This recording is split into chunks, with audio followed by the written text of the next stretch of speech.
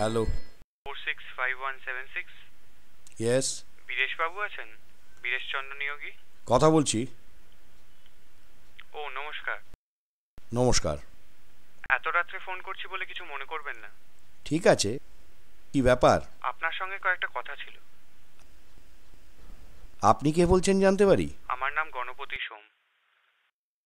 কিন্তু এখন তো কথা বলার সময় হবে না, আমি তো শুতেই যাচ্ছিলাম। তাছাড়া আমি হয়তো আপনাকে চিনিও না। আমি কিন্তু আপনাকে চিনি। তাই নাকি? তা আপনি আমায় কিভাবে চিনেন জানতে পারি কি? এর আগের বাড়িতে আগুন লাগার ফলে আপনি 3 মাস হলো এই বাড়িতে এসেছেন। আপনার বয়স 55 এবং গত 11 বছর ধরে আপনি বিপত্নিক। আপনার একটি ছেলে আছে, ইঞ্জিনিয়ার। সে ভোপালে থাকে। কেমন, ঠিক বলিনি? আপনি এত কথা জানলেন কি করে? ধরে নিন এটা আমার একটা বিশেষ ক্ষমতা। এখন বলুন, আপনি আমার কথাগুলো শুনতে চান কিনা? বেশি বেশি সময় লাগবে না তো? না। ঠিক আছে, বলুন। আজ থেকে 7 বছর আগের কথা। আপনি সেই সময় মুক্তারাম বাবু স্ট্রিটে থাকতেন, তাই নয় কি? হ্যাঁ, ঠিকই বলেছেন। আপনার ছেলে অরূপ তখন সিটি কলেজে পড়ত। হ্যাঁ। এটাও আপনি জানেন কিনা দেখুন, আপনার ছেলের একটি বন্ধু ছিল, নাম শ্রীপতি। তা হতে পারে। ছেলের বন্ধুদের খবর আমি সবসময় রাখতাম না।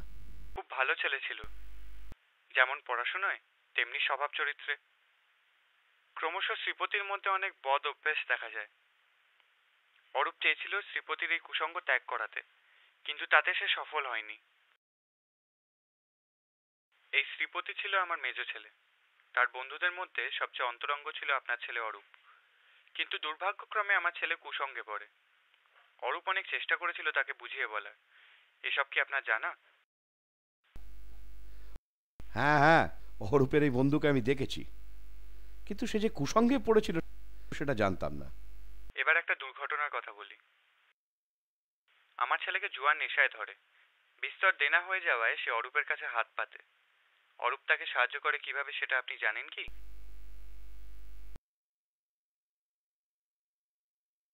এখন বুঝতে পারছি। কি বুঝছেন?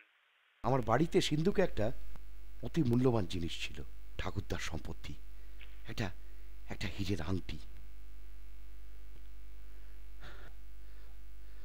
সেই আংটির অন্তর্ধান এখনো একটা রহস্য। সেই আংটি কিন্তু আমার ছেলের কাছেই থেকে যায়। আংটিটা তার এত ভালো লাগে যে সেটা সে হাতছাড়া করতে চায় না। শেষটায় আমি ছেলের অবস্থা জানতে পেরে তার দেনা শোধের ব্যবস্থা করি।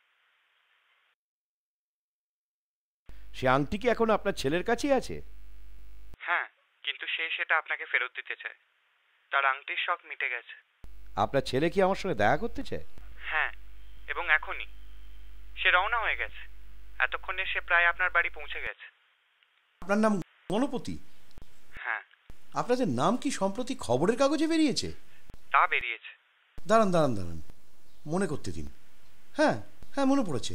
কালকের কাগজেই তো বেরিয়েছে আপনাদের নাম। ব্যারাকপুর ট্রাঙ্ক রোডে গাড়ি আর ট্রাকের সংঘর্ষে 3 জনের মৃত্যু, তার মধ্যে 2 জন বাপ ও ছেলে।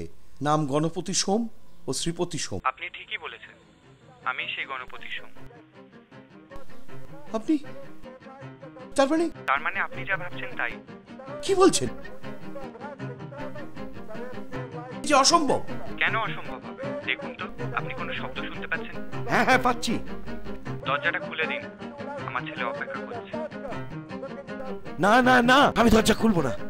দরজা না খুললেও সে ঢুকতে পারবে, সে ক্ষমতা তার আছে।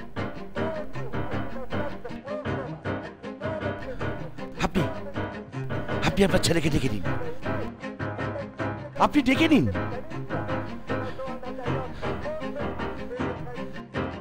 তো উপায় নেই বীরেশ বাবু, সে আপনার দোতলায় পৌঁছে গেছে। আপনি কোনো চিন্তা করবেন না বীরেশ বাবু, সে আপনাকে বিরক্ত করবে না। শুধু আপনার পাশের ঘরে গিয়ে টেবিলের উপর রেখে আসবে আংটিটা।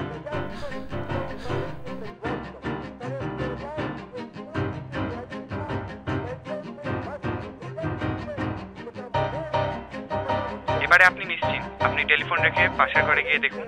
আপনার সঙ্গে আলাপ করে ভালো লাগবে। আমি আসি। Good night.